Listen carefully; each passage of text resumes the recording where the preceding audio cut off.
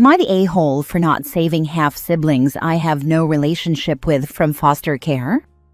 My parents' marriage broke down 11 years ago. I, now 25 male, didn't see my dad once the marriage ended.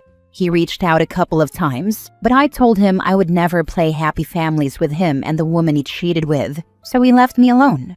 There were times members of my extended family encouraged me to change my stance. Some even praised his affair partner and said I'd like her. I actually dropped the rope with many relatives who were pushing for this. There were others who didn't push or backed off when I said no, but they'd bring up Dad occasionally. I knew he had other kids, never felt a need to meet them. Last year, my dad and his wife were involved in an accident. She died immediately, and he died a week later. Their kids were with our shared grandparents, but my grandpa has a criminal record, and the kids weren't allowed to stay with them. My aunts and uncles didn't step up. Everyone expected me and my wife to step up instead. Since we're married and both have stable jobs and we're young, it was seen as the perfect solution. They passed my name along to the caseworker and I was contacted once. I said no, which was accepted. There was backlash from relatives. I blocked many of them. It died down for a while, but last month they learned the kids were in and out of different homes and had been separated twice in the months they've been in foster care. They visit the kids, which is how they learned all this, but it made them angry with me, even though I have aunts and uncles who never even tried to take them to the best of my knowledge. So I don't feel bad. A lot of Dad's family think I should feel bad. They say I should have saved the kids from foster care. I don't believe so, and my wife agrees. But after blocking in so many different places and seeing how worked up they are, I wanted to ask online, am I the a-hole? Now for the top comments. Not the a-hole. Sounds like you didn't have a relationship with your father and never even met these kids.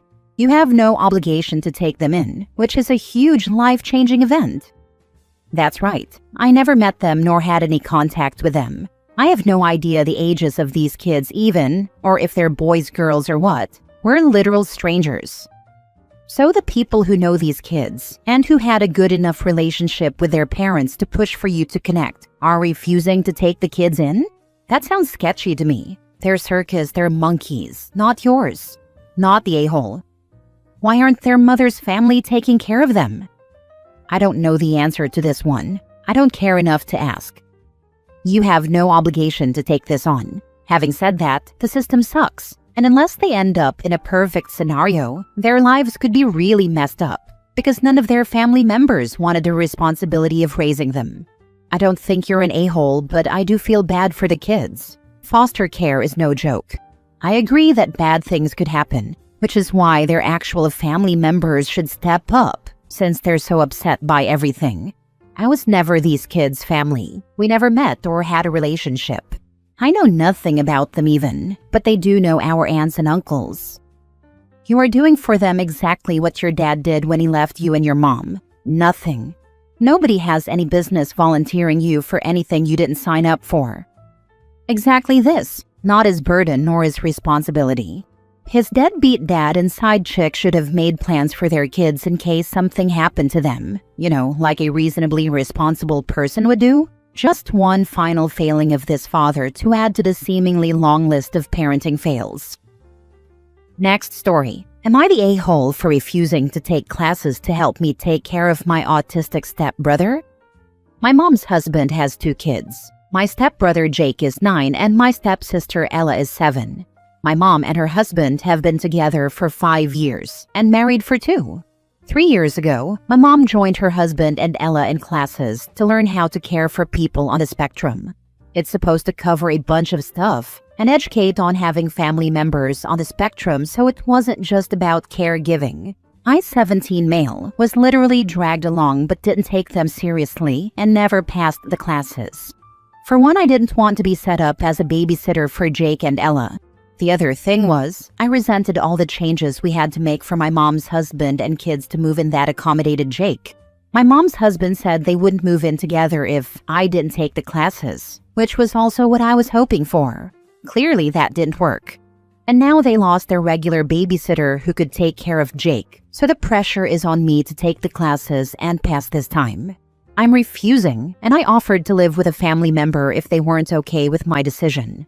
Mom said no, and she's not pushing me away. I told her she needed to let this go then. Her husband said I'm being an a-hole to Jake and he deserves better. I told him I already accommodated a lot for Jake, and it should be my choice whether I step up to be a fit babysitter or not.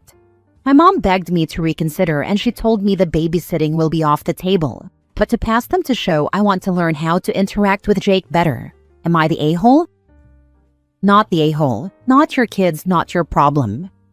Exactly. OP shouldn't be pressured into parenting someone else's kids, especially when they've already done more than enough. They deserve to have boundaries without being guilt-tripped for it. It's on them to find a babysitter or caretaker, not drag an OP any more than he already has, and that stepdad is an a-hole, period. Wow, your stepdad is an a-hole. Hey, I won't move in with you unless your son promises to take care of my child for free. Not the a-hole, bud. Good luck. You're right. And mom isn't a hero either. We won't move in together until you pass the classes. Proceeds to move him in, as you said. That makes this, you only have to pass the classes to prove you want to interact with Jake. Be a blatant, humongous lie. It's pretty obvious that if OP did pass the classes, the next thing out of her mouth would have been, "You're qualified. You get no choice." Poor OP, honestly.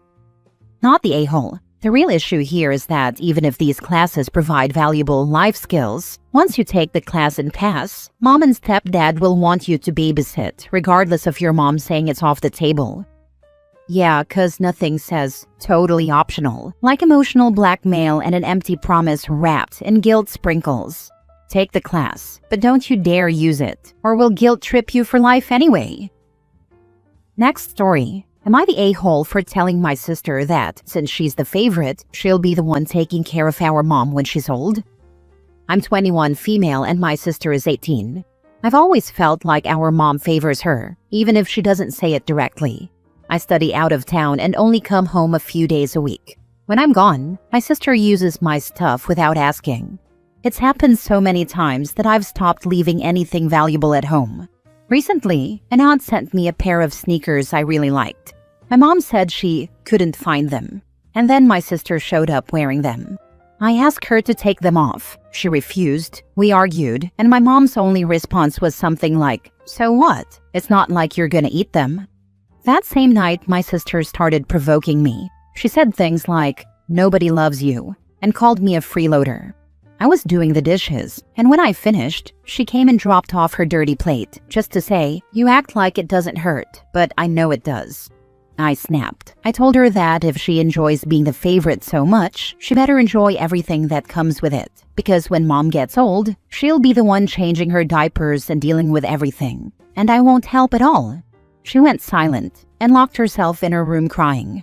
Later, my mom asked me to tell her I was just joking because she's stressed about her national standardized tests.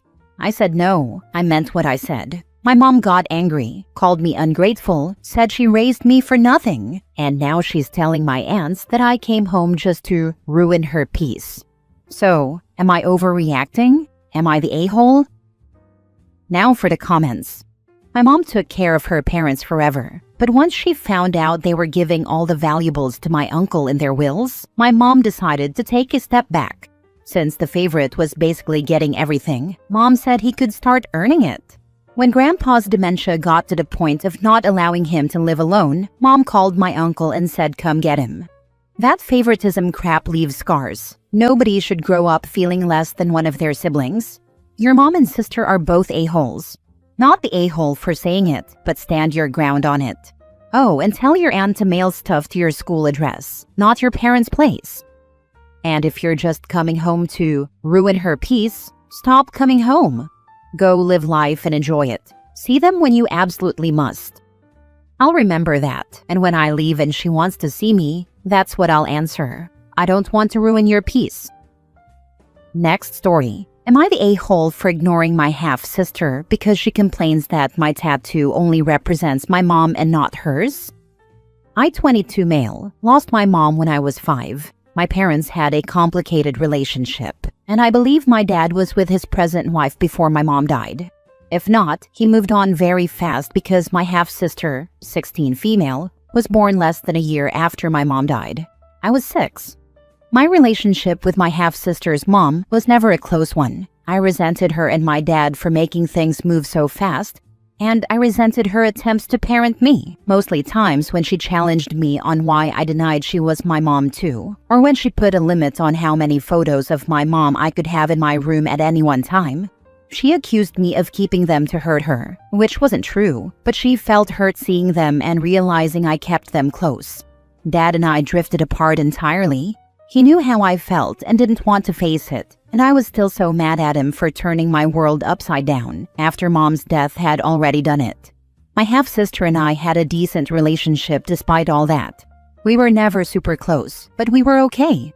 When I was 16, my half-sister's mom was diagnosed with a pretty awful neurological disease, a terminal one. She's declined a lot over the years.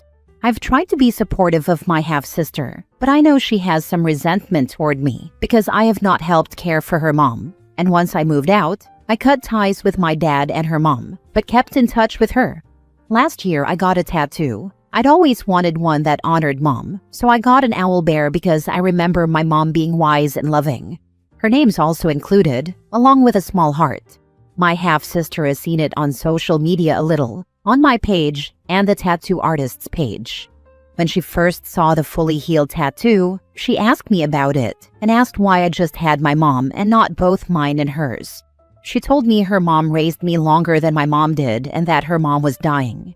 I explained that my relationship with her mom wasn't a good one and she was never my mom. My half-sister didn't like my answer and pushed against it repeatedly and brought it up repeatedly. It reached the stage last month where I was tired of the fight and so close to telling her I really don't care about her mom's feelings or what's going on with her. I knew, given everything, that would be too far, so I started to ignore her. She refused to drop it and ignored my boundaries and attempts to change the subject. When she realized I was ignoring her, she started calling me names and asking how I can be such a loveless jerk. Am I the a-hole? Not the a-hole. Having said that, she's a kid and going through a difficult time. Everything you're doing is right, and while she is wrong, it's understandable. I know, and that's why I stepped back before I said something that would be more hurtful. She doesn't need to hear me say how I feel about her mom.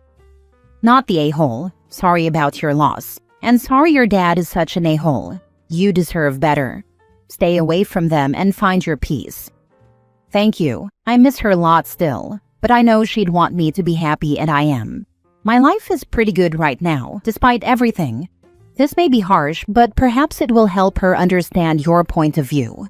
Ask her, right now while her mom is actively dying, how she would feel if dad brought another woman into the home so soon after she passes and a new kid was born.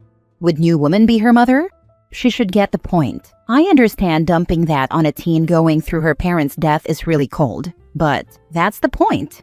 That's what they have all done to you for over a decade. And sometimes they're selfish and entitled people that cannot understand someone else unless and until it finally happens to them.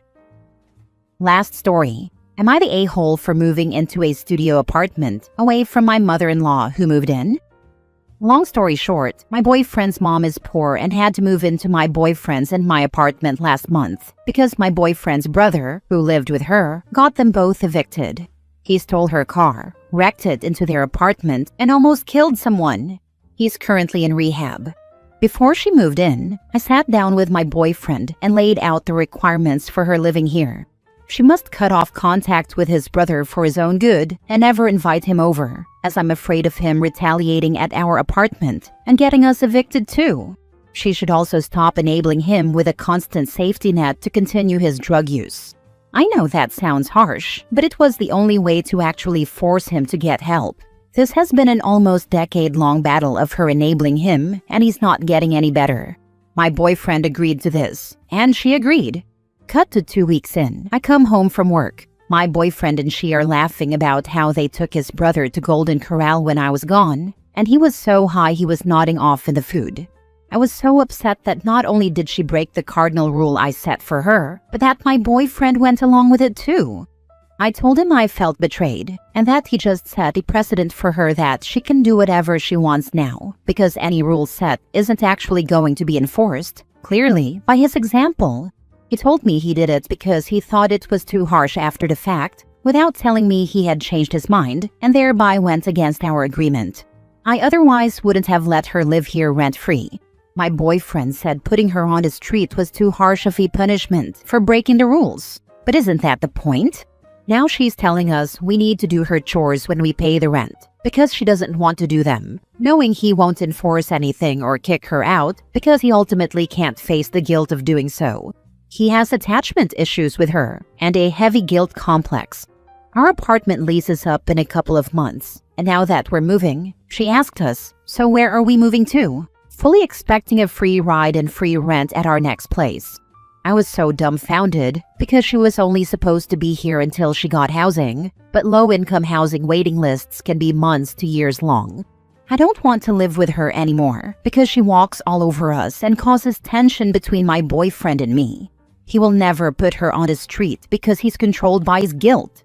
When I asked what he plans to do, he said he isn't taking her to our next place, but that would ultimately leave her on the street. And I know deep down, even if we initially move without her, she'll be back in a week or two because he'll feel guilty. So I want to move into a studio apartment now, knowing that I don't believe he's going to let her go, and I've voiced this as a real possibility to him, but I'm being framed as trying to dismantle our relationship. Am I the a-hole? Not the a-hole. Don't sign a lease with him again. His word about how he'll handle his mother is worth less than nothing. She'll be back. This. OP, you are dating him, half the relationship, you are on half the lease, and paying half the rent. You are not being treated like your opinions, resources, and money count. You are half the relationship, but not half the importance. He didn't ask what do you feel about the plans. He made a decision with his mom and told you what was happening. He's disregarded what you say, want, and how you feel. He's assuming that what he says goes, you will follow orders and your resources, and money are his to dispose of as he wishes. Do you want to continue like that? Not the a-hole. You're not only showing some self-respect, you're saving yourself from the mess that is coming. My question to OP is, why is he still your boyfriend? He should be your ex by now. She's upset the mother is enabling the brother, and that boyfriend is enabling the mother. Meanwhile, she's enabling the boyfriend, and by the transitive property, also enabling all of them as well.